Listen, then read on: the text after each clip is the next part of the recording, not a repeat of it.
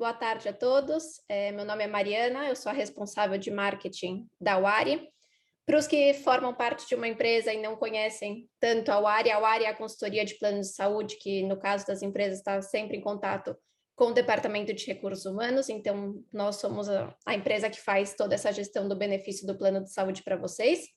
E no caso também das outras pessoas físicas, também vocês já conhecem a nossa equipe, já têm contato com o nosso departamento comercial, nosso departamento de pós-venda. E hoje a gente convidou vocês para esse evento. Estamos quase no final do mês de outubro, mas sempre estamos a tempo de falar de uma coisa tão importante, que é o Outubro Rosa, falar sobre o câncer de mama. E hoje, para trazer toda essa informação tão importante, a gente tem aqui a presença do Dr. Marcelo Agimi. Dr. Marcelo Agimi é um médico oncologista, ele é membro titular clínico da Sociedade Brasileira de Oncologia, ele é mestre em oncologia pelo AC Camargo, que vocês sabem que é um grande centro de referência na parte de câncer, e ele é médico clínico oncologista também da OncoCenter. Então, hoje o Marcelo vai guiar a gente, vai trazer informação relevante, e vocês fiquem à vontade, a gente vai ter no final da apresentação alguns minutinhos para perguntas, para dúvidas. É um tema muito importante, que a gente tem que trazer mais conhecimento para as pessoas, trazer informação. Então, fiquem à vontade para mandar aqui no chat. Pode mandar abertamente. Se não quiser mandar abertamente, manda mensagem só para mim. E no final a gente traz essas perguntas para o Marcelo, para ele ajudar a gente a resolver essas dúvidas, tá bom? Marcelo, bem-vindo. Obrigado, Mariana. Bom, primeiramente, quero agradecer o convite pelo Pedro, né, que é o gerente, por você e pela participação de todos que estão aí se dispuseram do horário do serviço para tentar entender um pouquinho mais sobre o Outubro Rosa. Então, acho que pode mudar, Mariana, por favor. Então, a gente sabe que o câncer de mama é o câncer de maior incidência na mulher no mundo inteiro, nos Estados Unidos, aqui no Brasil não é diferente. Então, é um câncer de alta incidência que acomete várias mulheres no mundo inteiro e tem se tornado uma preocupação no mundo, não só no diagnóstico, mas na forma de tratamento e tudo mais. Então, a gente vai falar um pouquinho mais sobre a doença agora. Pode mudar, por favor. A gente sabe, esse gráfico aqui mostra que essa tabela mostra que o câncer de mama na mulher é de alta incidência aqui no Brasil. A diferença é muito grande comparado com os outros cânceres. O de próstata é mais ou menos semelhante, mas esse daí é outro assunto, daí ocorre só em homens, obviamente. E a incidência vem aumentando no mundo inteiro. E pode mudar para o próximo, por favor. Os fatores de risco. Quais são os fatores de risco? São os fatores de risco que causam o câncer de mama na mulher. São a idade. Então, quanto mais a idade, mais avançada a idade, mais chance tem da paciente ter câncer de mama. A idade existe desde a pessoa mais nova, antes dos 40, até pessoas mais idosas, de 60, 70, 80 anos. E a idade é o principal fator, é um dos principais fatores de risco. Sobrepeso e a obesidade também. Então, tem uns estudos mostrando nos Estados Unidos que o sobrepeso, que é o índice de massa corpórea maior que 25, já é um fator de risco para câncer de mama. A obesidade também, isso é proporcional. Então, tem uns estudos mostrando nos Estados Unidos que a obesidade e o sobrepeso são tão mal para causar cânceres, assim como o tabagismo. Menarca precoce, menopausa tardia, então aquela mulher, aquela menina que começa a menstruar mais cedo, ela tem mais chance de ter câncer de mama, assim como aquela mulher que continua menstruando após os 50 anos, também tem mais chance de ter câncer de mama. Nulipalidade, a gente sabe que a mulher que não tem filhos, geralmente ela não, obviamente, não consegue amamentar. Então, a amamentação, ela é um fator protetor para câncer de mama. Então, se a mulher não tem filhos, ela não tem chance de amamentar. Então, isso é um fator de risco para desenvolver o câncer de mama. História familiar já está comprovado que se a pessoa tem um câncer de mama, uma mulher, os parentes de primeiro grau, principalmente mãe, irmãs, tem mais chance de ter câncer de mama. Então, assim, se uma mulher tem câncer de mama, as irmãs dela e a mãe ou as filhas têm mais chance de ter do que uma mulher que não tem parente nenhum com câncer de mama. O etilismo também já está comprovado, que a mulher que bebe, que é alcoólatra e bebe todos os dias, ela tem mais chance de ter câncer de mama do que uma mulher que não bebe. Próximo, por favor. E quais são os sinais e sintomas do câncer de mama? São vários, né? O principal é assim, geralmente as pessoas, quando elas examinam a mama, e elas podem tocar no nódulo ou achar alguma massa suspeita em uma das mamas, e geralmente ela procura o médico. Às vezes pode apresentar um nódulo, um caroço embaixo da axila, pode ser tanto de uma axila quanto da outra, e também isso daí faz a mulher também procurar o médico. Isso é quando a doença é um pouco mais inicial. Quando a doença está mais avançada, o tumor começa a crescer e a mulher, às vezes, ela procura o médico também quando ela tem alguns sinais que a gente chama de sinais flogísticos na medicina. E quais são os sintomas? Então, na mama, aparece sinal de calor, edema, dor e rubor, ou seja, rubor é vermelhidão. Então, qualquer um desses 4 sintomas, todos eles associados ou não, pode ser um sinal de câncer de mama avançado. E quando uma mulher tem uma doença metastática, ela pode ter alguns sintomas causados pela metástase, dependendo do órgão que ele está. Por exemplo, se a mulher começa a ter uma dor na coluna ou na bacia, tem que investigar, porque às vezes pode ser uma metástase no osso. Se ela começa a ter o aumento do volume abdominal, icterícia é amarelo, começa a pele ficar amarela, o branco dos olhos fica amarelo, significa que a mulher pode ter uma metástase no fígado também. E alguns sintomas como náuseas, vômitos, isso significa que a mulher pode ter uma metástase do câncer de mama no fígado e ela procura o médico às vezes por esses sintomas.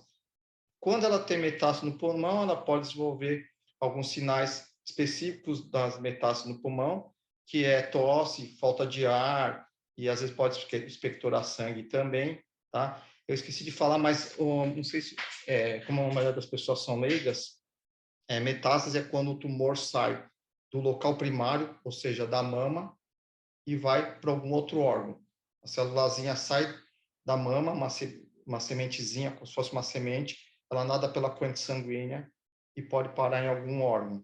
Quais órgãos que são? Ossos, fígado, pulmão, às vezes pode parar também no cérebro, pode dar uma metástase cerebral, então às vezes a mulher ela pode apresentar uma crise convulsiva aí no pronto-socorro e só diagnosticar aí essa metástase, mas a metástase nada mais é do que uma célulazinha idêntica à célula-mãe que saiu da mama, nadou pela corrente sanguínea e parou em algum órgão. E ela começa a desenvolver uma célula idêntica à célula-mãe nesse órgão que ela parou. Quando acontece isso, a doença está mais avançada. Então, o objetivo da campanha do Outubro Rosa é você pegar a doença mais no início. Então, o Outubro Rosa, ele começou nos Estados Unidos, essa campanha começou na década de 90 nos Estados Unidos. No Brasil chegou em outubro de 2002, principalmente aqui em São Paulo, que foi o primeiro ponto de iluminação da campanha do Outubro Rosa. Ele tem o objetivo de compartilhar informações sobre o câncer de mama na mulher, promover conscientização sobre a doença, então a mulher entender o que é o câncer de mama, e proporcionar acesso do diagnóstico, que é feito, eu vou falar mais para frente, com a mamografia, e diminuindo assim a incidência do câncer de mama no Brasil. O rastreamento ele é feito de várias formas. A campanha do Outubro Rosa ele focaliza principalmente na mamografia anual, que é feita anualmente a partir dos 40 anos de idade. Ultrassom a gente pede também, mas isso só quando a gente faz uma mamografia e aparece um nódulo suspeito, e a gente não sabe se o nódulo é oncológico ou não. Então, assim, ter o nódulo na mama não quer dizer que a mulher tem câncer de mama. Então, a gente faz uma mamografia para avaliar o nódulo na mama. Se esse nódulo ele é suspeito para para câncer de mama, a gente geralmente faz uma biópsia.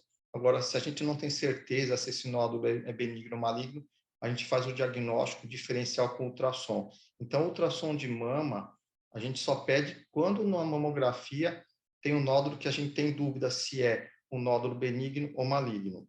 A ressonância de mama também é usado para fazer o rastreamento de câncer de mama, mas como é um exame mais caro e é muito específico, e não é todo mundo da população que tem um acesso à ressonância, então a mamografia tem sido usada com bastante eficácia. E o exame físico também, se a mulher se examina, faz o toque na mama, ela pode diagnosticar o câncer de mama. Antigamente, a gente fazia, as campanhas tinham o autoexame na mulher com câncer de mama. Hoje em dia, para investigar o câncer de mama, hoje em dia não. Se vocês forem ver a campanha do Outubro Rosa, eles focalizam só na mamografia. Por quê?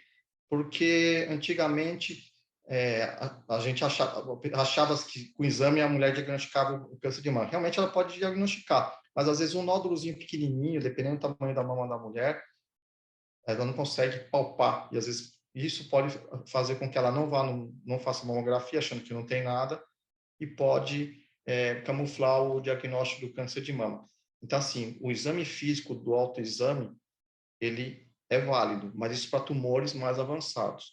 Se o tumor é pequenininho e a mulher não consegue palpar, ela às vezes pode achar que não tem a doença e acabar sendo atrasado o diagnóstico aí. Então, o principal aí é fazer a mamografia, mais do que o exame físico.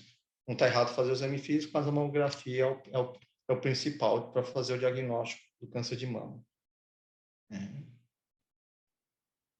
Quando você faz a mamografia, a gente tem uma classificação de BIRADS. BIRADS é uma classificação internacional. Então, qualquer médico no mundo inteiro, pode ser lá nos Estados Unidos, na Europa, no Japão, no Canadá, qualquer lugar que você for fazer o câncer de mama, qualquer país, tem essa classificação de BIRADS. Se vocês forem ver na mamografia ou no ultrassom, eles colocam geralmente logo embaixo, quase no rodapé, eles colocam a classificação de BIRADS.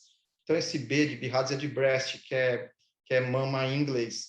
Então, aqui eu não vou ficar lendo, mas ele é classificado de 0 a 4, até o nível, o BIRADS 2, são alterações benignas.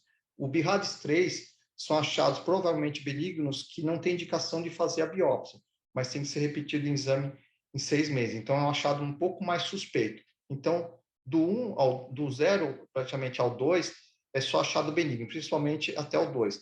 O 3 é achado provavelmente benigno, não se tem muita certeza, então eles pedem para fazer um controle em 6 meses para ver se teve alteração ou não. Então, você repete a mamografia em 6 meses.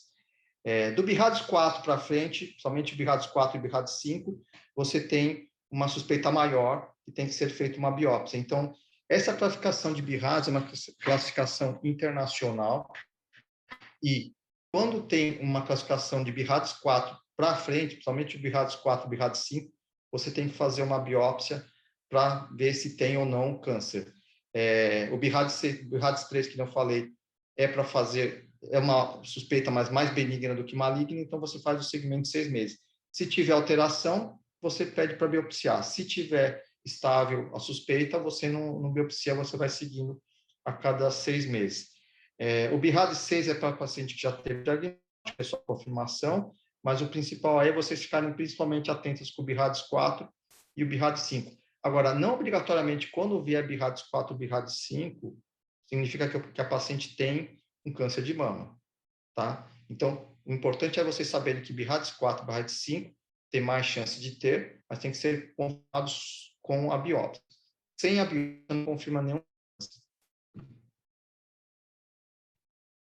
Então, assim, a mamografia tem muita mulher que reclama porque o exame é um pouco desconfortável.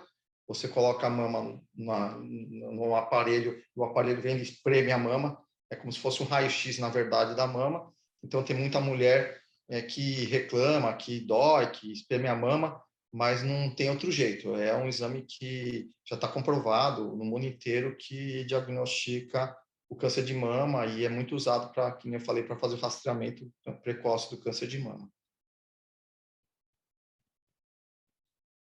Aqui tem uma uma imagem de uma mamografia. Então, vocês podem ver que nessa região aqui tem escrito onde está escrito massa, tem uma região suspeita. Então, geralmente, nessa mamografia aqui, que é um BIRADS 4, eles vão lá e biopsiam esse local, o médico vai lá e biopsia esse local que está suspeito, e depois manda para o patologista analisa essa lâmina, né, e vê se é ou não câncer de mama.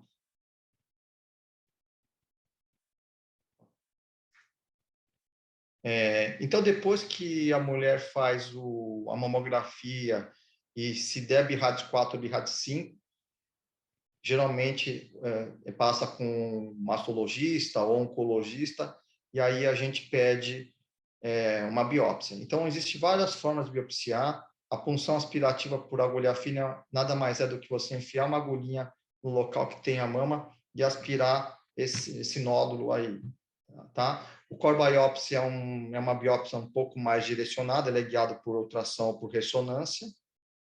E o core biopsy é com estereotaxia. Se a lesão é muito pequena, a gente coloca uma agulhinha no local onde está suspeito o tumor, e aí o médico vai lá e tira uma biópsia no local que está suspeito o tumor. Tem a biópsia incisional, que quando o nódulo é um pouquinho maior, o médico vai lá, o cirurgião vai lá e tira aquele nódulo já de uma forma maior, como um todo.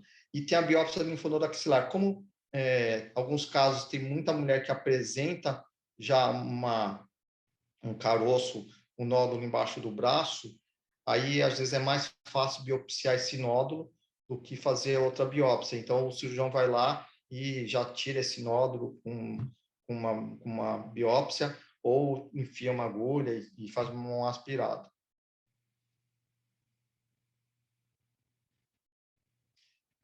Depois que é feita essa biópsia, uma daquelas 4 formas de biópsia, aí o material é enviado para o patologista e ele avalia se é um câncer ou não. Então, a gente sabe que existe, a gente colocou aqui os tipos mais comuns de câncer de mama.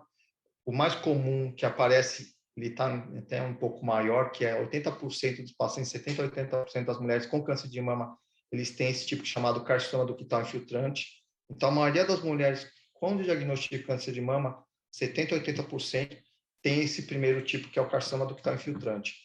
Tá? O segundo tipo, ele é menos frequente, mas ele também aparece com certa frequência, que é o lobular, que é 10% mais ou menos das mulheres que tem, e o resto fica com os menos frequentes, que são esses carcinoma tubular, mucinoso, medular, mas o principal é que 80% das mulheres, mais ou menos, tem o carcinoma ductal infiltrante, que é o mais comum. Esse daí, sim, ele é maligno também, ele pode dar metástases e tem que ser diagnosticado precocemente para tratar o mais rápido possível.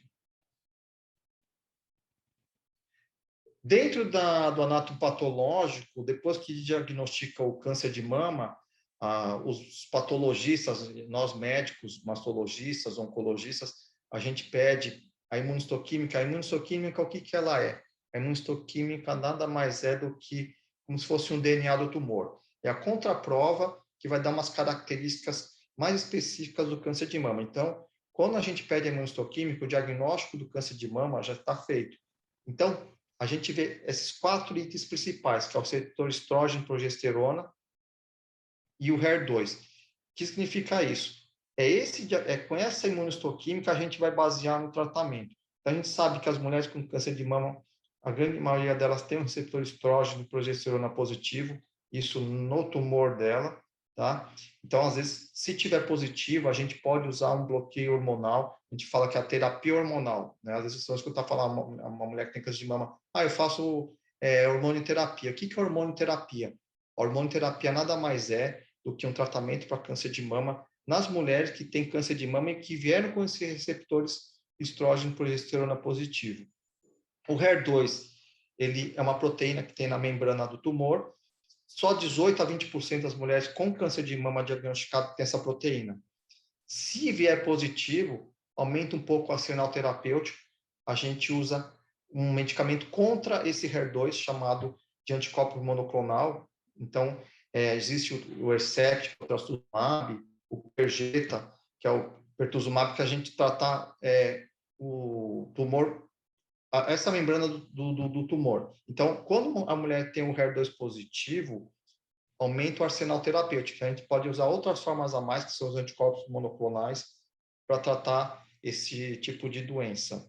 O KM67, ele é o índice de produção celular, ou seja, eles colocam esse dado no diagnóstico para ver quanto mais alto for o KM67, que o tumor está mais em aceleração. Então, essas pacientes, apesar de quando tem um KM67 alto ter um índice de proliferação celular muito alto, ou seja, o tumor está uma célula de uma forma mais rápida, você tem uma vantagem de, quando fizer a quimioterapia, você tem uma vantagem que esses tumores respondem mais ao tratamento. Quanto maior o KM67, significa que o paciente tem mais chance de responder ao tratamento quimioterápico. Então, depois que é feito o diagnóstico, a gente faz o estadiamento, então a gente pede uns exames para ver em qual nível que está a doença, se a doença está localizada só na mama ou em algum outro órgão, que nem eu falei, tumor de mama pode ir para o fígado, para o osso, para o pulmão, para a adrenal, que é uma glândula que fica em cima do rim, pode ir para o cérebro também, esses são os principais órgãos, pode ir para a mama contralateral. Então, para a gente ver se, depois que fez o diagnóstico, se tem o tumor em algum outro órgão, em outro local, a gente faz vários exames de imagem. Então, a gente pede exame de sangue para ver se tem alguma alteração sanguínea, tomografia para ver se tem metástases no fígado, no osso e no pulmão. Cintigrafia óssea, esse exame aqui, ele é basicamente exame para ver se tem metástases exclusivamente no osso. E o PET-CT, todo mundo, quando chega no consultório, os pacientes às vezes já chegam perguntando, eu quero fazer o PET, PET. Então, o PET-CT é o que tem mais moderno hoje na oncologia para fazer o diagnóstico de metástase à distância em pacientes com vários tipos de câncer, de mama não é exceção. A gente pede o PET, que é uma tomografia oncológica, que ele vai rastrear o paciente da cabeça aos pés. Onde tiver câncer, inclusive na mama, ele vai acender. Então, por exemplo, se a mulher tem uma metástase no fígado, ele vai lá e vai mostrar uma captação. Se a paciente tiver uma metástase no pulmão, algum nódulo no pulmão oncológico, metástase, o PET vai lá e vai mostrar uma captação dizendo que tem metástase nesses órgãos aí. Então, o PET nada mais é do que um rastreamento oncológico, que nem está falando de corpo inteiro, onde tiver metástase ele vai acusar. Ainda dentro do estadiamento, a gente classifica um estadiamento em qual nível o paciente pode estar. Então, ela pode estar desde o nível 1 até o nível 4. Então, essa classificação também é uma classificação internacional, que chama-se TNM. Qualquer lugar do mundo que você diagnostica um câncer de mama, você tem essa classificação internacional chamada TNM, onde T é o tamanho do tumor, que a gente vê. Então, quando o patologista a gente faz o diagnóstico, vai ter mais ou menos lá o tamanho do tumor. Isso é importante saber qual que é o tamanho do tumor, para a gente ver qual vai ser a forma de tratamento. O N é de nodo em inglês, linfonodo, para ver se a mulher tem um nódulo embaixo da axila, significa que o diagnóstico está mais avançado. Então, esse nódulo é de linfonodo embaixo da axila. E tem o M de metástase, que é o que eu falei no começo, que é quando o tumor sai da mama e vai para algum outro órgão. E aí tem essa classificação, que é o estádio clínico, dependendo, a gente une esses três, o TNM, e aí dependendo do que der de cada um deles, ele vai dar uma classificação de 1A ao 4, sendo que 1A é o estádio mais inicial, tá? E o 4 é uma doença metastática. Então, essa é a classificação internacional, sendo que o 1, quanto menor o número, mais inicial a doença. O 4 já é metastático. O nível 3 aqui, 3A, 3B e 3C, significa que a doença está um pouco mais avançada localmente, muitas vezes até com metástase na axila. Tá? Mas o principal é vocês saberem que quando o tumor, quanto menor o estadiamento, significa que a doença está mais inicial, sendo que o estádio 4 é o metastático.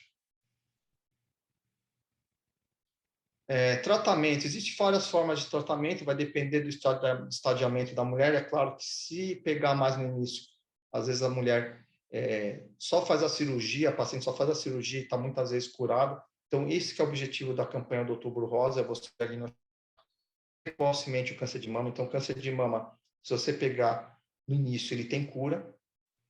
Esse que é o objetivo principal, é pegar o tumor no início.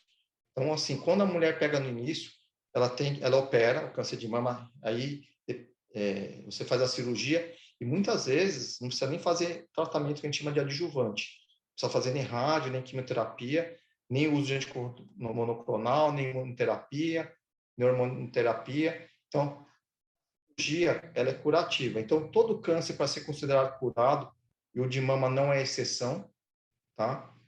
Você tem que fazer a cirurgia. Então, se você pega mais no início, você faz a cirurgia e muitas vezes, às vezes, nem precisa fazer quimioterapia ou imunoterapia, enfim. Então, o tipo de cirurgia, se vai tirar toda a mama, às vezes a paciente chega no consultório, ela tem um câncer de mama e ela pergunta, doutor, mas vai tirar toda a mama? Vai tirar só um pedaço? Então, depende do nível de estadiamento, que nem eu falei para vocês. Se pega mais no início também, se o nódulo é bem pequenininho, a gente faz uma cirurgia, o mastologista faz uma cirurgia mais conservadora, tá? Então, a gente tira só um pedaço, que é um quadrante, às vezes, que é um pedacinho só da mama. Agora, se a doença está mais avançada, ou está muito grande o nódulo no local do diagnóstico, ou se tem até, na verdade, comprometimento de axila, ou seja, metástase na axila, aí você tem que fazer a mastéria total, então você tira toda a mama, o mastologista vai lá e tira toda a mama e esvazia a axila da mulher, né, da paciente, para tirar o linfonodo comprometido. O principal aí sobre o tipo de cirurgia nunca é um oncologista que define junto com a paciente, tá? Eu sempre falo que o tipo de cirurgia, quem define é o mastologista. Você vai tirar toda a mama, você vai tirar só um quadrante, um pedaço da mama, quem define é a paciente com o mastologista. Tá? Então, assim, mas lembrando sempre que quando você pega faz um diagnóstico mais inicial, a chance de conservar a mama, tirar menos quantidade de mama, é muito menor do que quando você está com uma doença mais avançada. Então, até na campanha do Outubro Rosa, para a cirurgia ser menos mutilante, o certo é você pegar no início, que aí você, quanto mais no início você fizer, mais conservada vai ficar a mama da paciente.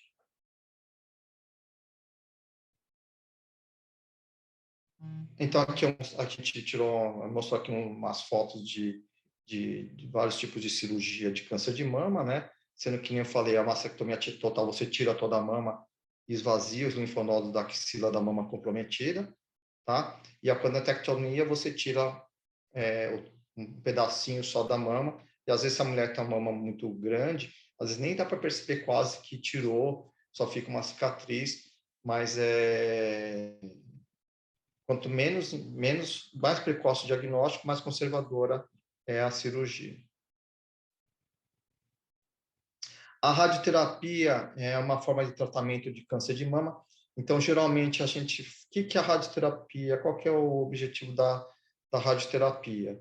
O objetivo da radioterapia é, depois que a mulher opera, não importa qual cirurgia que seja, você faz um banho de luz na mama. A radioterapia nada mais é do que um banho de luz na mama. Então, mesmo tirando o tumor, às vezes pode ficar células microscópicas que não é detectado nenhum exame de imagem, nem pelo PET, nem pela tomografia, nem pelo exame de sangue. Então, assim, a paciente teve um câncer de mama, não importa qual cirurgia que ela tenha feito, se ela fez a cirurgia, muitas vezes depois da cirurgia, às vezes você precisa fazer, dependendo do tamanho do tumor, por isso que o estadiamento é importante. Se o estadiamento é mais inicial, geralmente a gente não faz, mas se fizer uma cirurgia mais conservadora, tem que fazer também a radioterapia, tá? E aí a gente faz um banho de luz na mama, que é para destruir aquela micrometástase que eventualmente pode estar lá, ou um nódulozinho, uma célulazinha microscópica que ficou lá na mama e que não foi detectado nenhum outro exame. Então, a radioterapia, resumindo, nada mais é do que um banho de luz no local que pode eventualmente aparecer um tumor novamente. Então, você vai lá e queima essa suposta célulazinha remanescente que ficou lá na mama, para evitar a chance do tumor voltar, para diminuir a chance do tumor voltar. Aí a gente colocou tudo junto aqui, quimioterapia, anticorpo monoclonal, imunoterapia e hormonoterapia. Todas essas formas de tratamento, a maioria deles são injetáveis. Então a gente começa, o paciente coloca um dispositivo na veia, e aí o medicamento é injetável diretamente na veia, caiu na veia, vai para o coração e manda o medicamento para o resto do corpo. Então, tanto a quimioterapia, quanto os anticorpos monoclonais, quanto a imunoterapia, são medicamentos geralmente injetáveis, mas existe oral também, tá? Tem alguns medicamentos que são orais, e aí é um tratamento sistêmico. O que significa isso? Significa que, mesmo depois que a paciente fez a cirurgia na mama, ou que ela fez a radioterapia, mesmo se ela não tiver metástase, não tem como a gente garantir. Se o estadiamento é mais para o final, tipo 3 para cima, 2 para cima, geralmente a gente faz algum tratamento mais, a gente chama de adjuvante, ou seja, é um tratamento complementar para diminuir a chance das metástases aparecerem. Então, assim, como você tira a mama, não importa, principalmente numa mastectomia radical, não tem como a gente garantir se não ficou uma célulazinha microscópica correndo na corrente sanguínea, querendo parar em algum órgão do corpo. Então, a gente faz essa terapia sistêmica para esse medicamento ir lá e destruir a célulazinha que eventualmente pode estar correndo lá na corrente sanguínea. Tá? E a gente tem 3 formas de fazer essa quimioterapia, esse tratamento. Ou neoadjuvante, quando o tumor está muito grande na mama, a gente faz a quimioterapia antes para depois operar. Qual que é o objetivo? Isso é importante você sabendo, porque às vezes a mulher acha que não, tem que fazer, já tem que chegar e já fazer a cirurgia, né? Então, se o tumor está muito grande, não adianta você chegar lá e já querer tirar o tumor da mama. O objetivo aí é você fazer a quimioterapia. Nesses casos, a gente faz uma quimioterapia neoadjuvante, que é antes da cirurgia. Quais que são os objetivos da quimioterapia neoadjuvante? É você destruir as micrometástases, que eventualmente pode estar lá, porque não adianta nada você operar a mama, um tumor muito grande. Você tira toda a mama da mulher. Passa 1, 2, 3 meses, pode aparecer uma metástase em algum outro órgão, ou até uma recidiva no local, mesmo tendo tirado a mama. Então, você faz a quimioterapia neoadjuvante, que é você destruir essa micrometástase para você não ter a metástase depois. Outro objetivo da quimioterapia neoadjuvante, ou seja, a quimioterapia antes da cirurgia da mastectomia. É você diminuir o tumor, porque aí você diminuindo o tumor, você torna o tumor mais ressecável. Então, uma cirurgia que era para demorar 2, 3 horas, pode demorar um pouco menos, porque você fez a quimioterapia, o tumor diminuiu, o mastologista tem uma forma de ressecar mais rápido esse tumor aí, tá? E você avalia em vivo também, ou seja, se a quimioterapia está fazendo efeito, se esses tratamentos todos estão fazendo efeito.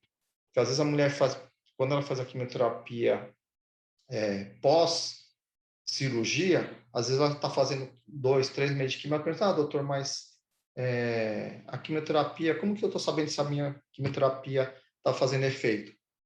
Então, assim, a gente sabe teoricamente, mas comprovar fisicamente não dá. Agora, se a mulher tem um nódulo, por exemplo, de 5 centímetros na mama, ela faz a quimioterapia neoadjuvante, ou ela tem um caroço, uma metástase na axila, e faz a quimioterapia antes da cirurgia, você consegue avaliar em vivo, ou seja, durante o tratamento, se o tumor está diminuindo.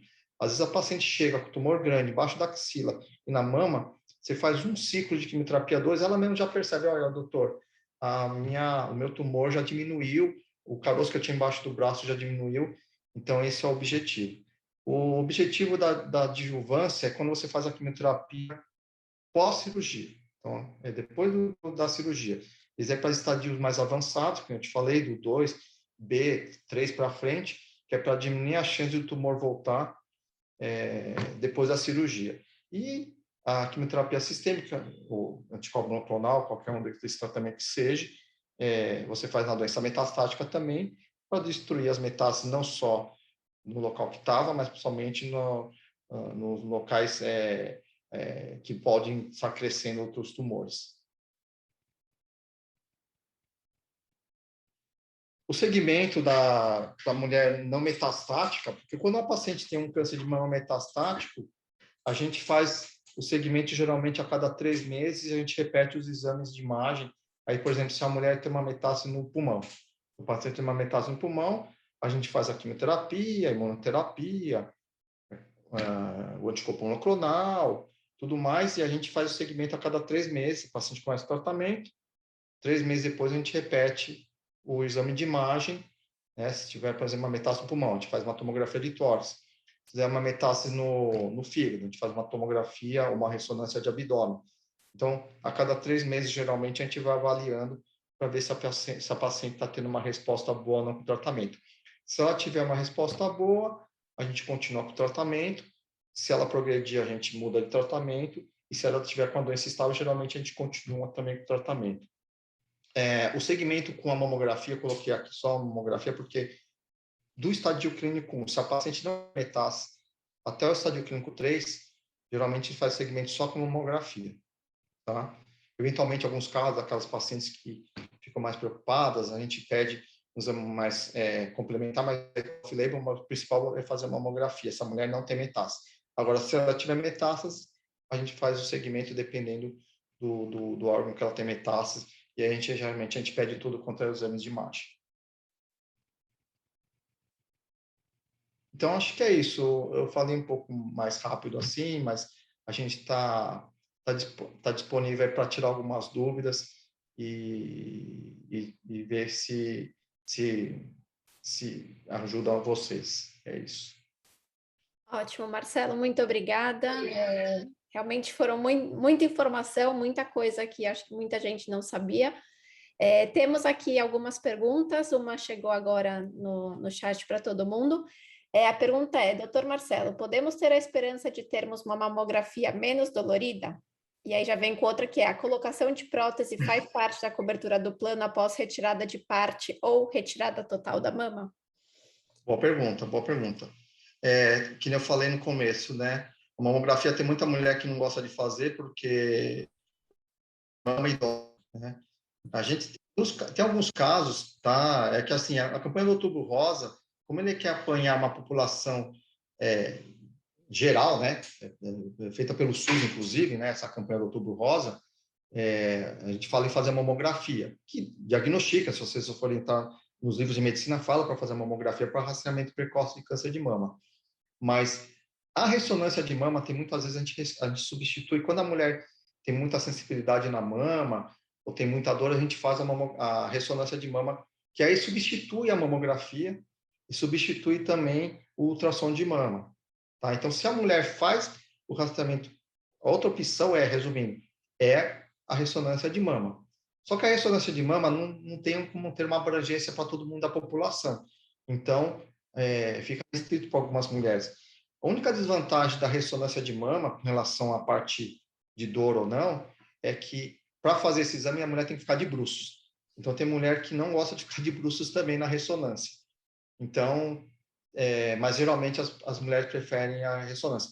Agora, exame menos doloroso não existe. O ultrassom, ele não dói. O ultrassom é que nem a gente faz em mulher grávida, você passa para ver o bebezinho lá, se é sexo masculino, se está tudo bem com o bebê, se é feminino. Mas o exame mamografia não dolorida não inventaram ainda. Não inventaram ainda. Com relação à prótese na mama, não só o convênio, mas o SUS também tem liberado as mulheres que tiveram câncer de mama colocar a prótese, fazer a cirurgia reconstrutora. Entendeu? Então, assim, o convênio libera, sim, quando a mulher teve um câncer de mama, ela perdeu a mama, então o convênio libera, tá? Incluso pelo convênio, pela ANS, fazer a reconstrução com a prótese, que for conveniente para a mulher, ou seja, fazer a cirurgia plástica inteira. E o SUS também tem liberado, também fazer essa reconstrução do câncer de mama. Ótimo. Outra pergunta aqui gostaria de tirar uma dúvida, se o nodo é espirulado, isso é preocupante? Nodo não é espirulado, acho que ela quis dizer espiculado. Pode ser. Aí você que sabe mais. Espiculado. Então, assim, quando você faz a mamografia, quando a paciente faz a mamografia, eles vão dar umas características dos nódulos. Então, o radiologista vai lá e ele escreve se o nódulo é redondo, se ele é especulado. Então, a gente sabe que os nódulos geralmente benignos, eles são redondinhos, eles falam de contornos regulares. Quando ele tem uma suspeita maior de ser maligno, eles falam que é espiculado. Por quê? Porque o tumor, geralmente, ele não é bonitinho, redondinho. Ele, geralmente, ele é irregular. Então, esse nódulo irregular, a gente chama espiculado. Então, quando o nódulo é espiculado, significa que tem chance maior de ser um câncer de mama maligno. Tá? Então, quando o radiologista ele lauda a mamografia, a ressonância de mama, ou ultrassom, ele dá essas características da imagem. Então, se for especulado, tem mais chance de ser maligno. Ok. E aí vou juntar duas que chegaram, que uma é: uma boa prevenção, é necessário ultrassom e mamografia anualmente? E caso a pessoa tenha histórico familiar, ela deve começar essa prevenção antes dos 40 anos? Na verdade, é o seguinte: então, quando a gente faz a mamografia, na mamografia, geralmente, se tiver nódulo lá suspeito, ele já vai dar a característica do BIRADS 4, do BIRADS 5. Tá? Agora, o que eu falei, o ultrassom não está errado fazer. Geralmente, a gente pede os dois juntos. Né? Porque se você tiver com nódulo, você tem suspeita na mamografia, a mamografia ela não vai diferenciar se o nódulo às vezes confunde se o nódulo é cístico ou suspeito. Se ele é cístico, no ultrassom, você passando o ultrassom na mama da paciente, você vai saber se ele é cístico ou não, porque geralmente cístico é uma bolinha é uma cápsula com água dentro. Então, isso daí geralmente é benigno. Então, o ultrassom ele só vai complementar a mamografia, tá? Então, a gente pode pedir os dois, geralmente eu peço os dois.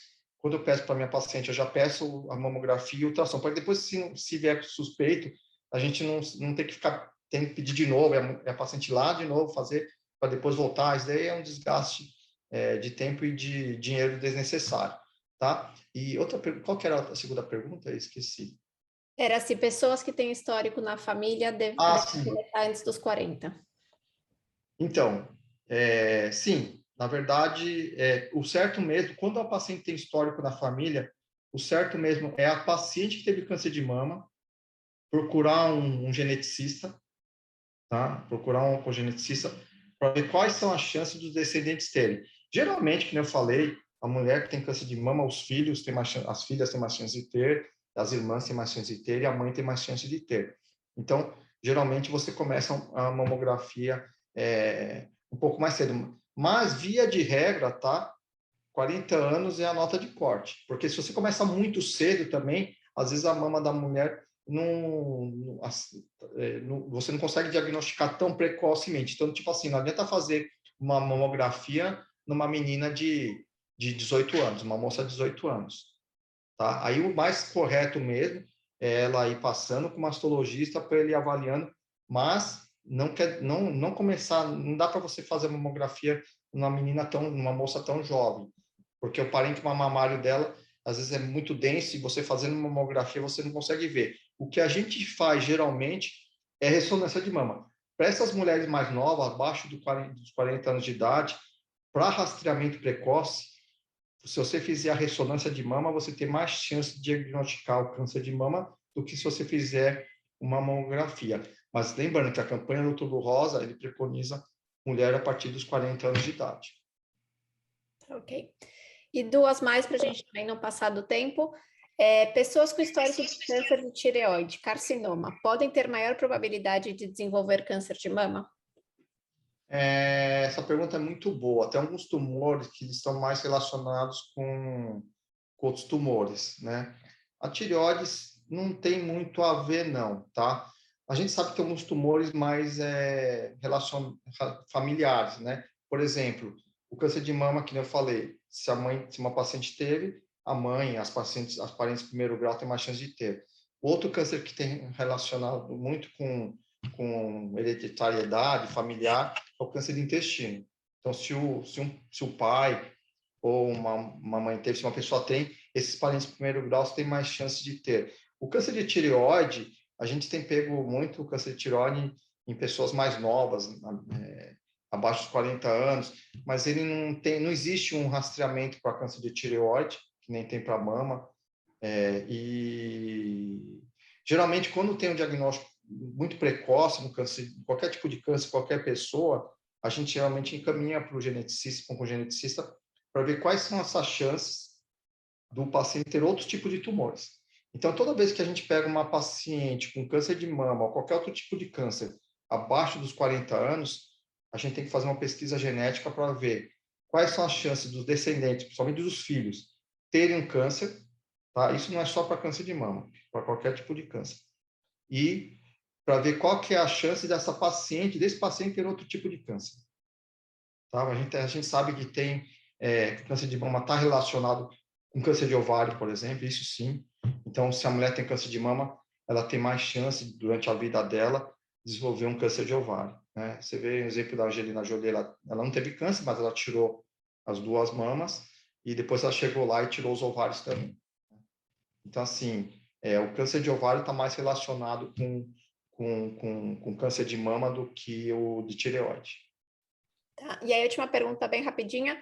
Quem tem silicone pode fazer mamografia? Tem que sempre conversar com o cirurgião plástico ou com o mastologista que colocou, tá? Porque dependendo da prótese, é mais complicado de fazer. Mas geralmente não tem contraindicação, não, tá? A gente até aconselha a fazer. Se não dá para fazer, às vezes, dependendo da prótese, que não é geralmente, é muito difícil de pegar uma prótese que não dá para fazer.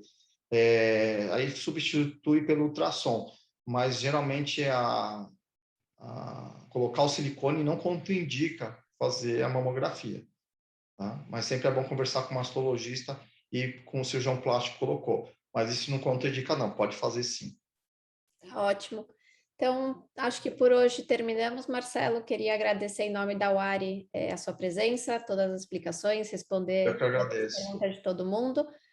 Obrigada a todo mundo que participou da reunião, que esteve atento, mandou as suas dúvidas. Aproveitem esse momento, mulheres, para cuidar da saúde de vocês. Aproveitem que aqui todo mundo tem um plano de saúde e façam os exames regulares para cuidar da saúde, não só durante o mês de outubro, mas durante todo o ano. É bom a gente olhar para a gente e cuidar da nossa saúde. Então é isso, pessoal. Muito obrigada. Obrigado, boa tarde. Boa tarde a todos. Tchau, tchau. Boa tarde. Obrigada. Obrigada.